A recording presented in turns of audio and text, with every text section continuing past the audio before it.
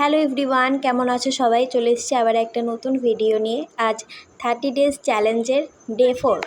আজকে আসছে আমাদের বাড়িতে আমার মেজো দিদি। আসলে আমার দিদির দাঁতের একটু সমস্যা হওয়ায় ওকে প্রতি সপ্তাহে একবার করে এখানে ডাক্তার দেখাতে আসতে হয়। তো আজকে ওর ডেট ছিল, ও আসছে। ওই যে চলে এসছেন আমাদের অতিথি।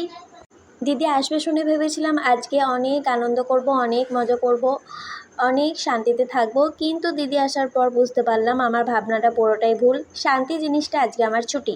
তার কারণ হচ্ছে এনারা। তারপরে উপরে এসে দেখি মা স্পেশাল মানুষের জন্য স্পেশাল কেক করেছে। তো কেক দেখে আমরা দেরি না করে সোজা বসে গেলাম কাটতে। তারপর আমরা সবাই মিলে হ্যাপি বার্থডে বলতে শুরু করলাম। কিন্তু সমস্যা একটাই, জন্মদিনটা আসলে কার সেটা কেউ জানে না। তো আমার সামনে বার্থডে, ওই জন্য আমি ওদেরকে অ্যাডভান্স কেক খাইয়ে দিলাম। ওই দেখিস, পরে কিন্তু বলিস না, আমি কিন্তু তোদেরকে আগে থেকে কেক খাইয়ে দিয়েছি। তো ওদেরকে মায়ের কাছে রেখে টাটা করে চলে আসলাম ডাক্তার দেখাতে। আর সেখানে গিয়েই শুরু হলো আসল পরীক্ষা।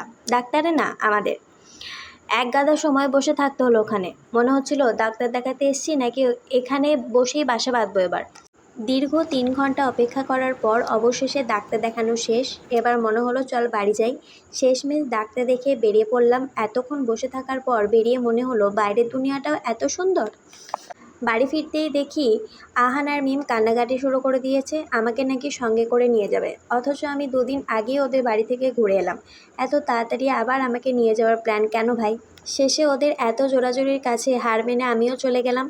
ভাবলাম 2 দিন আগেই যখন এসছি আবার 2 দিনের মধ্যেই চলে যাই, ওদের মনটা অন্তত খুশি থাক।